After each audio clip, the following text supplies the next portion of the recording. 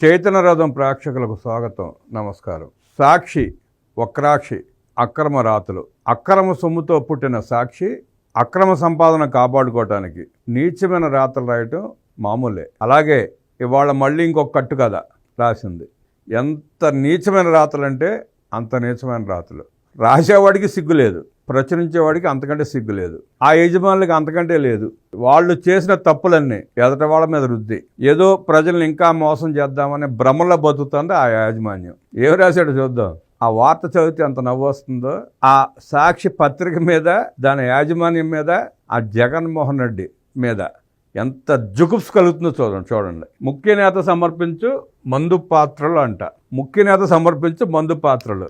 ఎవరా ముఖ్య నేత? జగన్మోహన్ రెడ్డి. నువ్వే కదా ముఖ్య నేతవి. నువ్వే కదా అక్రమ మద్యం మాఫియాని నడిపింది. నువ్వే కదా జగన్ రెడ్డి. 1,50,000 కోట్ల రూపాయల పైన తినేసింది. 5 సంవత్సరాల్లో ప్రభుత్వ దుకాణాలని పేరు పెట్టుకుని నీ కిరాయి మనుషుల చేత షాపులు నడిపించి క్యాష్కి మాత్రం అమ్మి దోచుకుంది నువ్వా కాదా? ఆ సంగతి ప్రజలకు తెలియదనుకున్నావా, మర్చిపోయారనుకున్నావు? అప్పుడే రాయడానికి సిగ్గుసారం ఉండదు, మాట్లాడటానికి అంతకంటే సిగ్గుసారం ఉండదు వీళ్ళకి. జగన్ రెడ్డి ఎంత నీచంగా మాట్లాడతాడో అంతకంటే నీచంగా దేవజారిపోయి సాక్షి పత్రిక రాస్తూ ఉంటుంది. మద్యం మాఫియా డాన్గా గుర్తింపు పొందిన చంద్రబాబు అంట. ప్రపంచం చెబుతుంది జగన్ రెడ్డి మద్యం మాఫియా డాన్ ఎవడనేది. నువ్వు రాసుకుంటే అయిపోద్దా ఏంటి?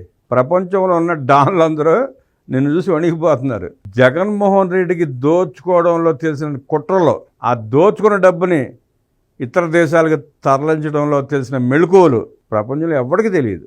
ఆఖరికి రిజర్వ్ బ్యాంక్ లాంటి దానికి కూడా డబ్బులు ఎలా ట్రాన్స్ఫర్ చేయాలో తెలియదేమో బహుశా. జగన్ రెడ్డికి అన్ని కుట్రలు తెలుసు. అలాంటి జగన్ రెడ్డి విషపుత్రిక సాక్షి వింత రాతలో విడ్డూరమైన కథనాలు. జగన్మోహన్ రెడ్డి దోచుకుంటేనంట కుట్రలు లేపుతుందంట కూటమి ప్రభుత్వం. అంటే నువ్వేం చెప్పదలుచుకున్నావు జగన్ రెడ్డి? నువ్వు దోచుకోలేదని చెప్పడానికి అవకాశం లేదు. నువ్వు ఎలా దోచుకున్నావో అందరికీ తెలిసిందే. ఎంత దారుణంగా దోచుకున్నావో అందరికీ తెలిసిందే. 40,000 మందికి పైగా అమాయకుల్ని బలి తీసుకుని సంపాదించావు. సుమారుగా 70,000-80,000 మంది ఇవాళకి దిక్కు దేవాణం లేకుండా హలో లక్షణ అంటూ మంచాల మీద పడి కిడ్నీలు పాడైపోయి, లివర్లు పాడైపోయి నడవలేని స్థితిలో ఉన్న సంగతి తెలిసిందే. వాళ్ళ ఉసురు కొట్టుకున్నావు నువ్వు. వాళ్ళ జీవితాలు నాశనం చేశావు నీ అక్రమ సంపాదన కోసం లక్షల మంది జీవితాలను నాశనం చేసి వాళ్ళ రక్తం తాగి డబ్బులు సంపాదించుకున్నావు నువ్వు తయారు చేసిన చీప్ లిక్కర్ వాళ్ళ పొట్టలో పోసి వాళ్ళ ఒంట్లో రక్తం తాగావు నువ్వు జగన్ రెడ్డి. బేతాళ కథలు సృష్టిస్తూ సిట్ అరెస్ట్ చేసిన వాళ్ళు ఇచ్చిన వాంగ్మూలాలంట, కట్టు కథలంట. ఆ కట్టు కథల మీద దౌర్జంగా సంతకాలు చేయించుకున్నారంట. అవే కోర్టులో సమర్పిస్తున్నారంట. ఎంత నిస్సిగ్గా రాస్తున్నారు చూసారా? ఆ వాసుదేవరెడ్డి జగన్ రెడ్డి సొంత మనిషి. Beverage corporation MD Vasudeva Reddy Jagan రెడ్డికి సొంత మనిషి. ఎక్కడి నుంచో తెచ్చిపెట్టుకున్నాడు. వాడుకున్న రోజులు వాడుకున్నాడు. తన మద్యంలో దోచుకోవడానికి వాసుదేవరెడ్డిని అడ్డం పెట్టుకుని ఎంతవరకు వాడుకోవాలో అంతవరకు వాడుకున్నాడు. ఆ వాసుదేవరెడ్డి సిట్ పిలిచి విచారిస్తే కోర్టు ఆర్డర్ ఇస్తే చాలా వాయిదాలకు ఎగ్గొట్టాడు. ఆయన కూడా తప్పిసి తిరిగాడు, దాక్కున్నాడు.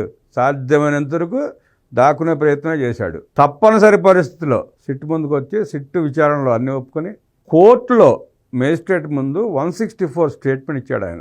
అవును, నిజమే, తప్పులు జరిగినాయి, దోచుకోవడానికి మేము కూడా సహాయం చేసాం, మా పాత్రలు కూడా ఉన్నాయి, దోచుకున్న సొమ్మంతా జగన్మోహన్ రెడ్డి దగ్గరికే చేరింది, తాడేపల్లి ప్యాలెస్కే చేరిందని చెప్పి ఆయన స్టేట్మెంట్ ఇచ్చాడని చెప్పి అనుకుంటుంటే వింటున్నాం. స్టేట్మెంట్ బహిర్గతం కాదు కాబట్టి మనం ఇప్పుడు ఏం చెప్పలేం. ఊహాగానాలు ప్రజలు అనుకుంటున్నాయి. అవి అప్రూవర్గా మారాడు కాబట్టి ఈ కేసు విచారణ చేపట్టే వరకు ఆయన ఉద్యోగం చేసుకోమని చెప్పి కోర్టు ఆర్డర్ ఇచ్చినట్టుంది. సిట్ కూడా అవకాశం ఇచ్చింది. 164 స్టేట్మెంట్ ఇచ్చాడు ఆయన మేజిస్ట్రేట్ ముందు. ఇంకా ప్రస్తుతం ఆయన అవసరం లేదు. దానికి వక్రీకరించి ఏం రాస్తుందంటే సిగ్గులేని వక్రాక్ష పత్రిక.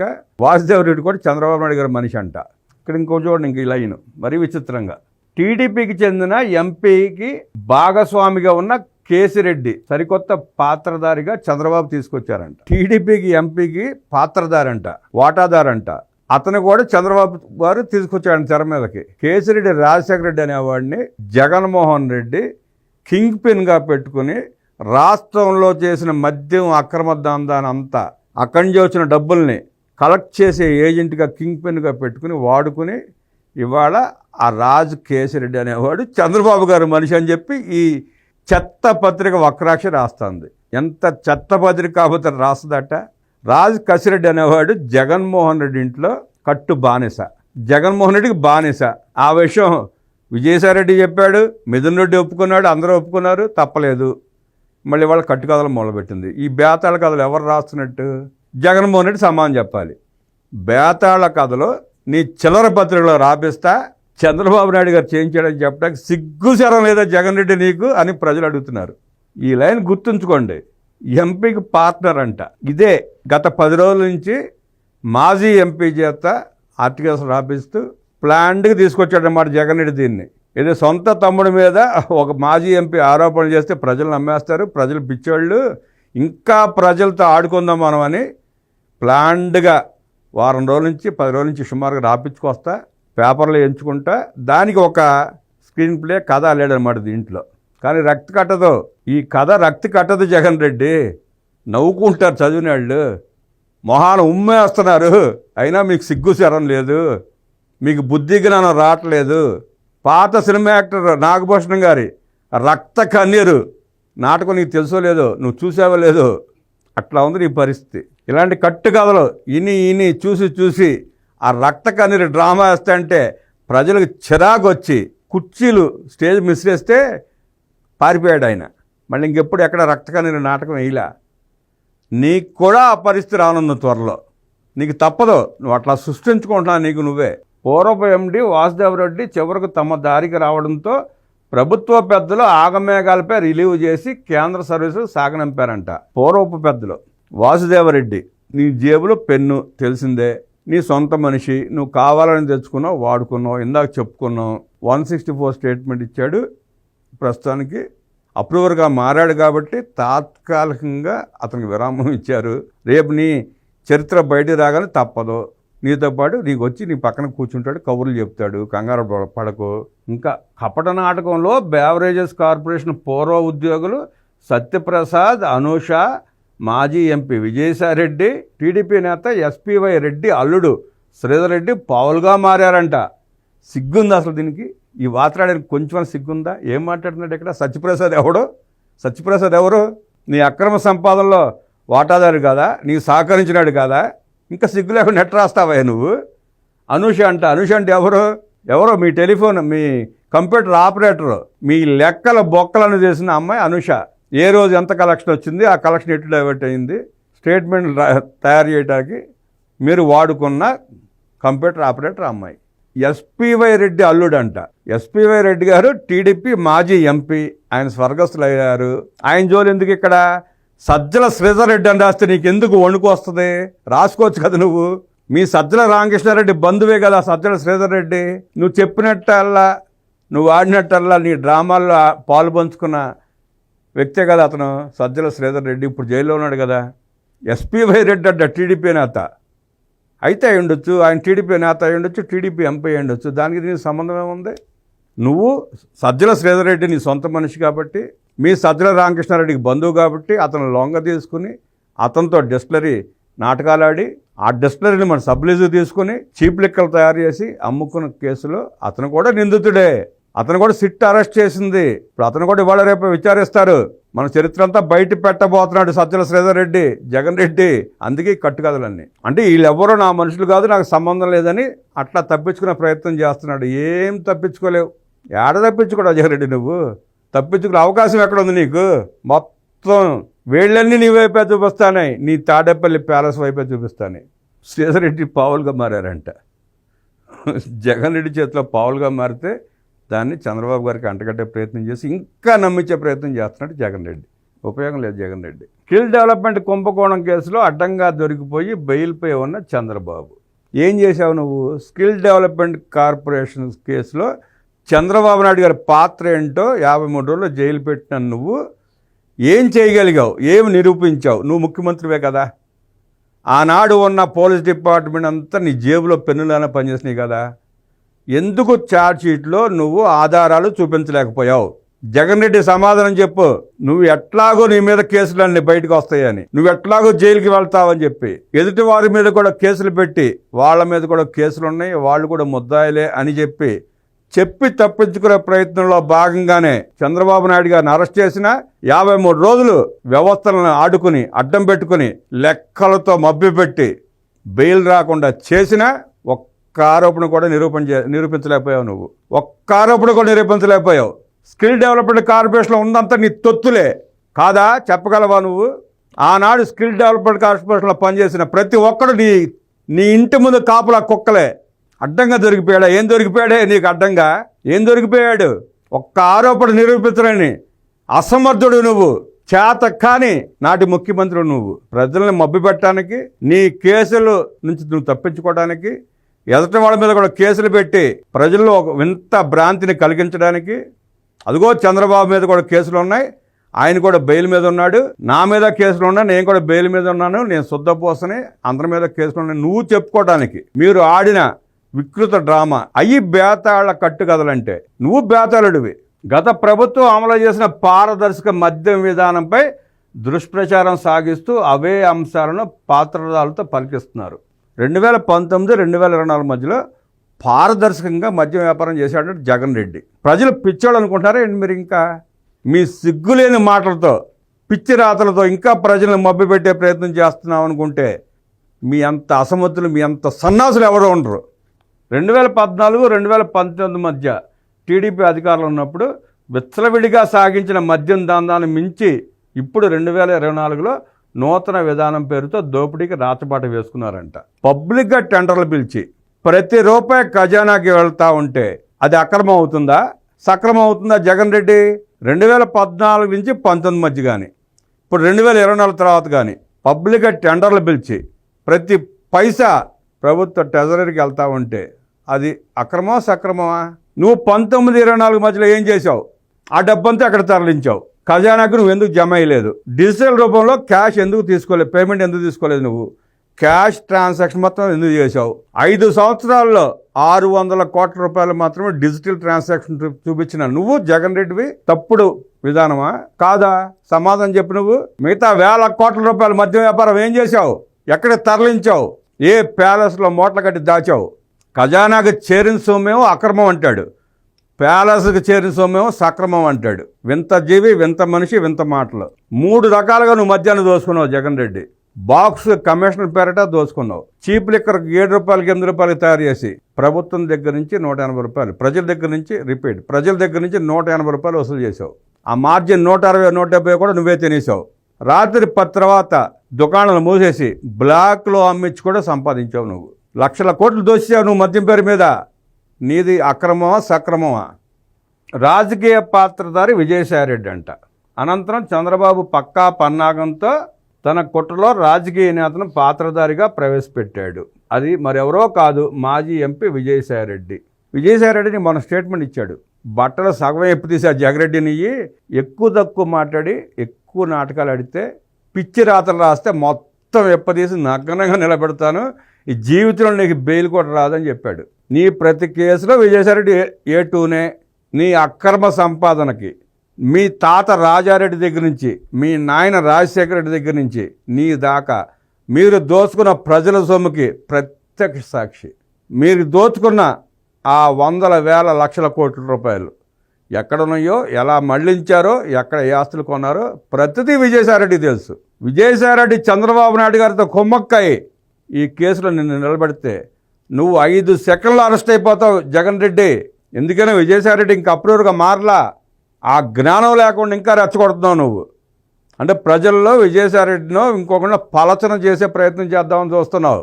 విజయసాయిరెడ్డి అని ఆయన అప్రూవర్గా మారి 10 నిమిషాలు నీ గురించి మాట్లాడితే నువ్వు 11వ నిమిషాలు అరెస్ట్ అయిపోతావు. తెలుసు కదా నీకు. తెలిసి కూడా పిచ్చి రాతలు రాపేస్తున్నావు. అంటే ప్రజల్ని ఏదో భ్రమింపజేద్దాం అనుకుంటున్నావు. ప్రజల్ని భ్రమింపజేద్దాం అనుకుంటే నువ్వు భ్రమల్లో బతుకుతున్నావు. నీ చెత్త రాతలని నమ్మేవాళ్ళని పిచ్చలను చేస్తున్నావు. వైఎస్ఆర్సీపీ అధినేత ఆయనను విశ్వసించి వరుసగా 2 సార్లు రాజ్యసభ సభ్యుడిగా చేశాడంట. ఎవరి కోసం చేస్తావు? నీ అవసరం కోసం నువ్వు చేసుకున్నావు. ఎవరి కోసం చేస్తావే నువ్వు? కేంద్రంలో లాబింగ్ చేయడానికి. రాజ్యసభ ఉంటే ఈజీగా ఉంటుంది, ఎవరి దగ్గరికి పడితే వాడి దగ్గరికి వెళ్ళిపోవచ్చు. వ్యవస్థలను మేనేజ్ చేయడం కోసం, వ్యవస్థలను మేనేజ్ చేయాలనే ఉద్దేశంతో నువ్వు రాజ్యసభ చేసావు. ఊరిని చేసావంటే ఏమన్నా? నువ్వు చేయబట్టే కదా నిన్ను కాపాడుకుంటూ వచ్చాడు ఇప్పుడు దాకా. వ్యవస్థల్లో ఉన్న లోటుపాట్లను గుర్తించి లూపోల్స్ కనిపెట్టి నిన్ను కాపాడుకుంటూ వచ్చాడు కదా ఇప్పుడు దాకా జగన్ రెడ్డి. అందుకే కదా నువ్వు రాజ్యసభ సభ్యుని చేసింది. ఊరిని ఎందుకు చేస్తావు నువ్వు? విశ్వసించి చేశాడంట రాజ్యసభ. చెప్పుకుంటే కావాలి బుద్ధి జ్ఞానం ఉండాలి. మరో 3.5 ఏళ్ళు పదవీ కాలం మిగిలి ఉన్నప్పటికీ ఆయన ఎంపీ పదవికి రాజీనామా చేశాడంట. ఎవడన్నా రాజీనామా చేస్తాడా? ఎంపీ పదవికి రాజ్యసభకి 3.5 ఏళ్ళ సమయం ఉన్నప్పుడు ఎవడన్నా చేస్తాడా? ఎందుకు చేశాడు?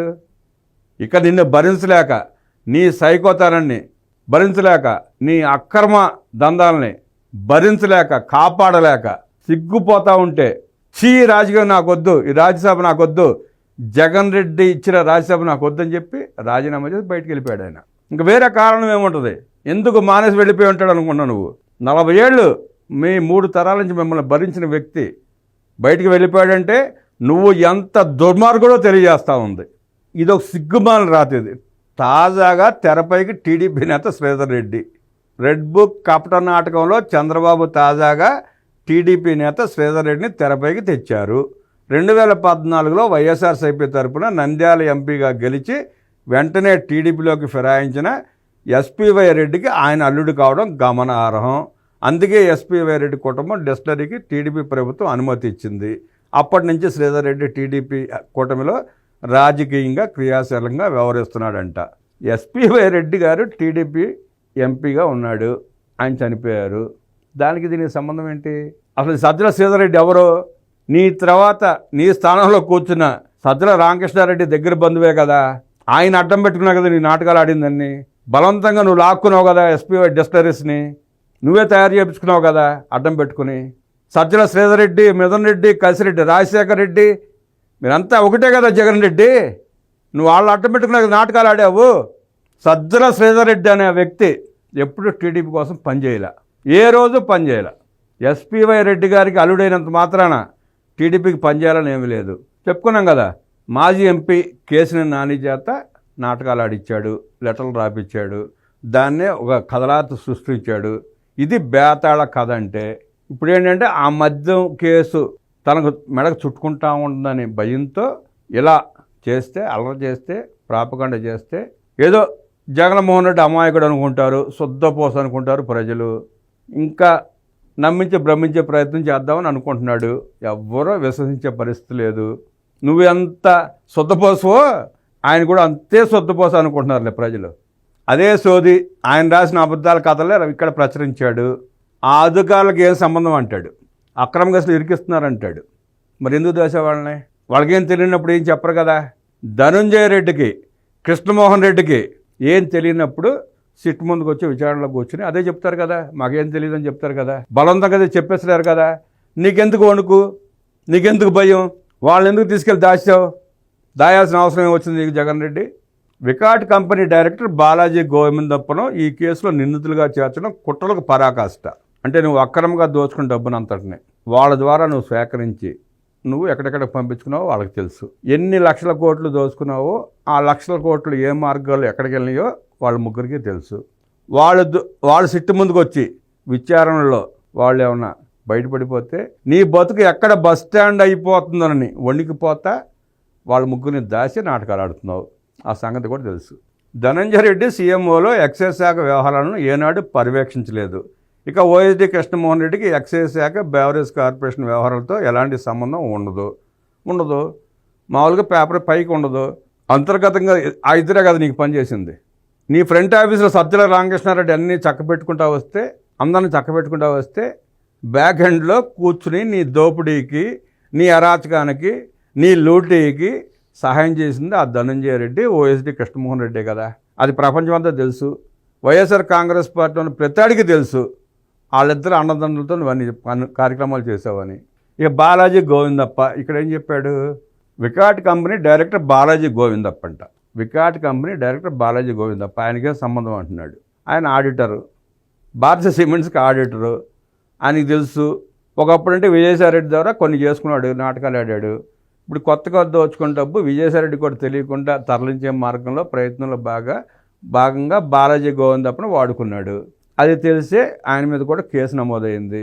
ఆయన విచారణకు వస్తే ఆయన విచారణలో ఆయన చేసిన పనులను బయట పెడితే అప్పుడు తెలుస్తుంది ఎందుకు కేసు పెట్టారో, ఎందుకు చేస్తున్నారు ఏంటనేది. చంద్రబాబు ప్రభుత్వం అధికారంలోకి వచ్చిన వెంటనే మద్యం కేసును సిఐడికి అప్పగించింది. 3 నెలల పాటు దర్యాప్తు చేసిన సిఐడి ఎలాంటి అక్రమాలు లేవని చేతులెత్తేసింది. అయినా సరే ఎల్లో మీడియాకు పట్టదు. తర్వాత టీడీపీ వీర విధేయ పోలీసు అధికారులతో ఏర్పాటైన సిట్ ఈ కుట్రలకు వత్తాసు పలుకుతోంది. రోజుకో కట్టుకథ అల్లుతూ అవాస్తవాలు, అభూత కల్పనలు ప్రచారంలోకి తేవడమే పనిగా పెట్టుకుందంట. సిఐడి నీ 5 ఏళ్ల అక్రమ పాలనలో, దుర్మార్గపు పాలనలో, నువ్వు చేసిన నీచమైన పరిపాలనలో ఎన్ని కేసులు ఉన్నాయో నీకు తెలుసు. ఎన్ని రంగాలను దోచుకున్నావో తెలుసు. నువ్వు దోచుకొని మైన్ ఉందా, నువ్వు దోచుకొని వ్యవస్థ ఉందా, నువ్వు దోచుకొని భూమి ఉందా, అన్నిట్లో దోచుకున్నావు కదా. దోచుకోవడానికి కాదేది అనర్హం అన్నట్టు దోచుకున్నావు. అన్ని కేసులు ఉన్నాయి. సిఐడి అన్ని పర్యవేక్షిస్తూ ఉంది. సిఐడిలోని కొంతమంది అధికారులతో సిట్ ఏర్పాటు చేసింది అదే సిఐడి. జగన్ రెడ్డి నువ్వేదో అసలు మీ పిచ్చిరాతలు మానుకోండి అబ్బా. మానుకోకపోతే జనాలు నవ్వుతారే, మిమ్మల్ని చూసి పిచ్చోళ్ళని చూసి నవ్వినట్టు నవ్వుతారు. ఇంకా అది చేస్తే రాళ్ళేసి వెనకాల పడి కొడతా ఉంటారు. మద్యం అమ్మకాలు పెరిగే కొద్దీ డిస్టిలరీలకు లాభాలు పెరుగుతాయి. మరి ఏ ప్రభుత్వంలో మద్యం అమ్మకాలు పెరిగాయి అన్నది పరిశీలించాలి. చంద్రబాబు పాలనలో 2014-19లో మద్యం అమ్మకాలు భారీ ఎత్తున జరగగా, అనంతరం వైఎస్ జగన్ హయాంలో 2014-24 మధ్య అమ్మకాలు గణనీయంగా తగ్గాయని ఎక్సైజ్ శాఖ రికార్డులే స్పష్టం చేస్తున్నాయి. అంటే డిస్టిలరీల నుంచి కమిషన్లు అందింది టీడీపీ పెద్దలకేనని స్పష్టం అవుతా ఉంది. ఇంత దిక్కుమాల రాతేందా నువ్వు. 14-19లో మద్యం అమ్మకాలు భారీ ఎత్తున జరగగా, అంటే భారీ ఎత్తున జరిగినాయి అంటే ఖజానాకు చేర్చినా కదా నీకు తెలిసింది. 14-19 మధ్య మద్యం అమ్మకాలు అమ్మినట్టు ప్రతి రూపాయి ఖజానాకు చేర్చినా కదా భారీగా అమ్మకాలు జరిగినాయని చెప్పి నీకు తెలిసింది జగన్ రెడ్డి. నీ పాలనలో ఖజానాకు చేరకుండా మొత్తం నువ్వు నొక్కేసావు కాబట్టి మద్యం అమ్మకాలు తగ్గినాయని ఎక్సైజ్ శాఖ స్పష్టంగా కనపడుతుంది రికార్డులో. నువ్వు ఒక పక్క నిజం చెబుతూనే ఇంకా బొంకే ప్రయత్నం చేస్తున్నావు. నిజం కూడా నువ్వే రాస్తున్నావు.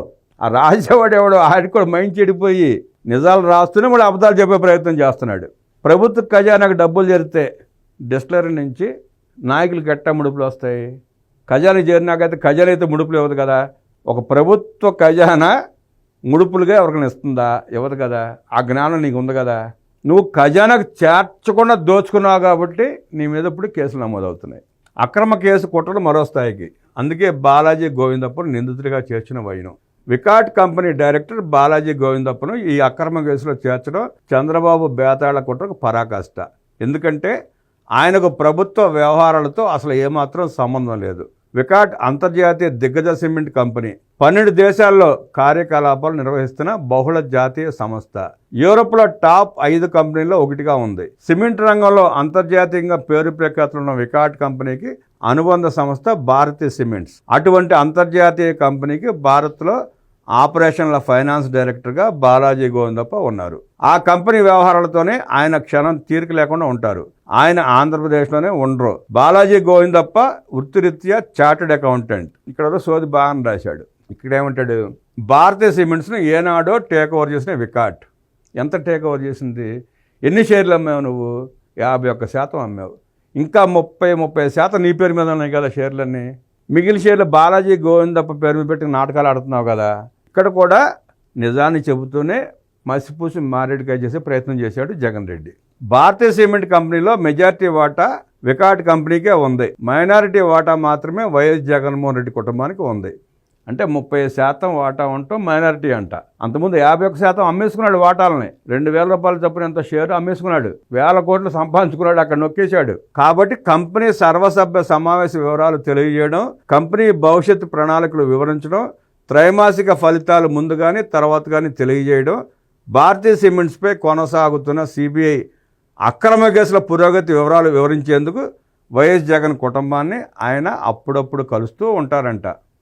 సిబిఐ పెట్టిన అక్రమ కేసుల వివరాలని తెలియజేయడానికి శుద్ధబోస జగన్మోహన్ రెడ్డిని అప్పుడప్పుడు కలుస్తూ ఉంటాడంట.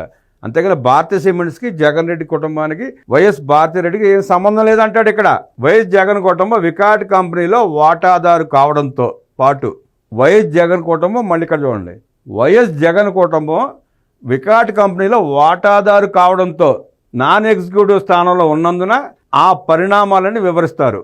భారతీయ సిమెంట్స్లో 35% ఎంత వాటా ఇంకా వాళ్ళకే ఉంది. వాళ్ళ కింద ఉంది, జగన్ రెడ్డి కుటుంబం కింద. కుటుంబం అంటే జగన్మోహన్ రెడ్డి, వైఎస్ భారతిరెడ్డి పేరు మీద ఉంది.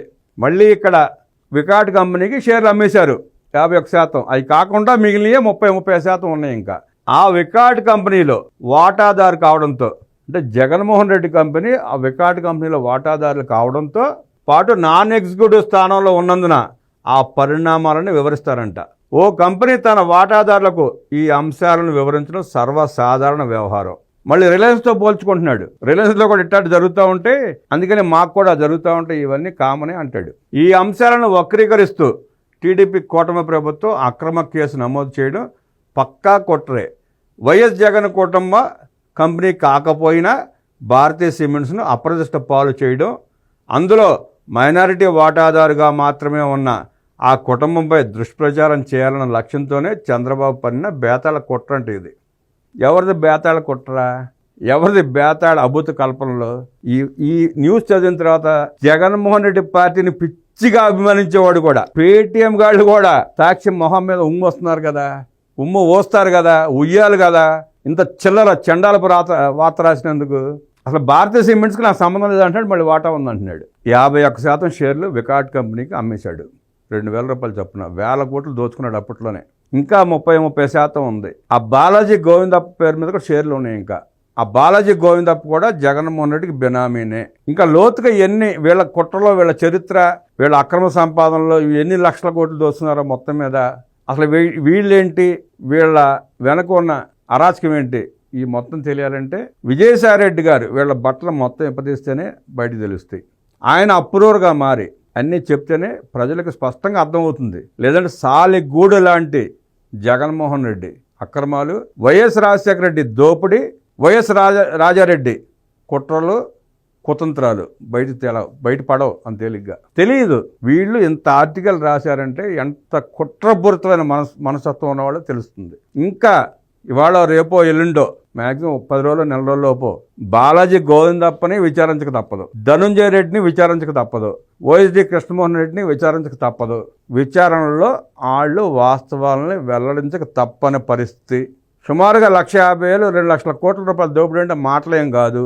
1,000 కోట్లు వీళ్ళు దాచుకునే పరిస్థితి లేదు, వీళ్ళకి అవకాశం లేదు. వీళ్ళు దోచుకుని వీళ్ళ ద్వారా జగన్మోహన్ రెడ్డి చేరిన సొమ్ము అన్నీ ఒప్పుకోవాల్సింది, చెప్పాల్సిందే వాస్తవాలని. అక్రమ సంపాదన అంతా జగన్మోహన్ రెడ్డికి, భారతిరెడ్డికి చేరింది ఈ ముగ్గురు ద్వారానే. స్టెప్ బై స్టెప్గా రాజ్ కసిరెడ్డి దగ్గర నుంచి మిథున్ రెడ్డి తర్వాత కృష్ణమోహన్ రెడ్డి, ధనుంజయ రెడ్డి, గోవిందప్ప, అక్కడి నుంచి వైఎస్ జగన్మోహన్ రెడ్డి, వైఎస్ భారతిరెడ్డి, వాళ్ళ దగ్గర నుంచి ఏ ప్రపంచానికి తరలించారో బాలాజీ గోవిందప్పగా తెలుసు. ఆడిటర్ కాబట్టి ఎన్ని అక్రమ మార్గాల్లో తరలించవచ్చో, ఎక్కడ ఇన్వెస్ట్మెంట్ చేస్తే ఉపయోగం ఉంటుందో ఆయనకు బాగా తెలుసు. అవన్నీ చేసింది ఆయనే.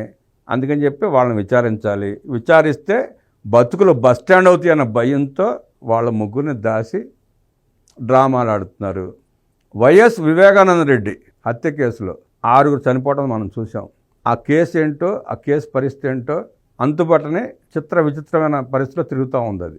అట్లాగే జగన్మోహన్ రెడ్డి అక్రమ మద్యం కేసు కూడా, దాంట్లో పాలు పంచుకున్న వాళ్ళు కానీ, సాక్షులు కానీ, మధ్యలో ఇలా బాలాజీ గోవిందప్ప లాంటి వాళ్ళు కానీ, వాళ్ళందరినీ తక్షణం అరెస్ట్ చేసి వాళ్ళని రక్షించాల్సిన అవసరం ప్రభుత్వానికి ఎంతైనా ఉంది. అరెస్ట్ చేయటం రక్షించడానికే.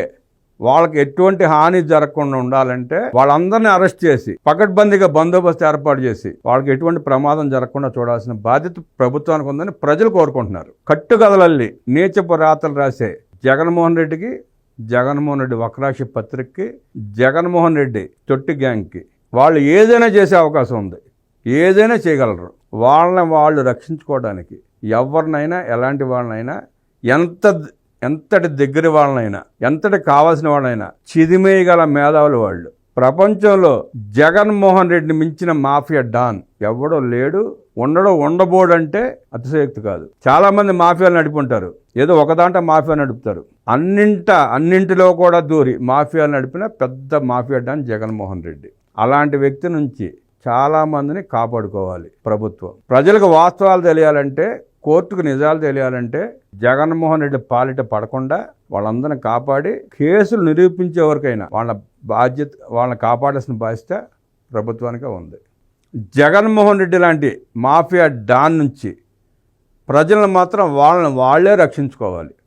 ఆ మాఫియా మాటలు ఆ మోసపు మాటలు నమ్మి మోసపోకుండా మళ్ళీ ఓట్లు వేయమని అడిగే పరిస్థితి రాకుండా రాష్ట్ర ప్రజలు తరిమి కొట్టాల్సిన అవసరం ఎంతైనా ఉంది. ఆ బాధ్యత ప్రజలదే. ఒకసారి గెలిపించుకున్నందుకే మన నెత్తిని మనం చేతులు పెట్టుకున్నాం, నాశనం అయిపోయాం. మళ్ళీ వస్తాను భస్మాసురుడు లెక్క మీ నెత్తిని మళ్ళీ చేతులు పెడతాను అంటున్నాడు. ఆ అవకాశం కల్పించారో రాష్ట్రమే అంధకారం అయిపోతుంది.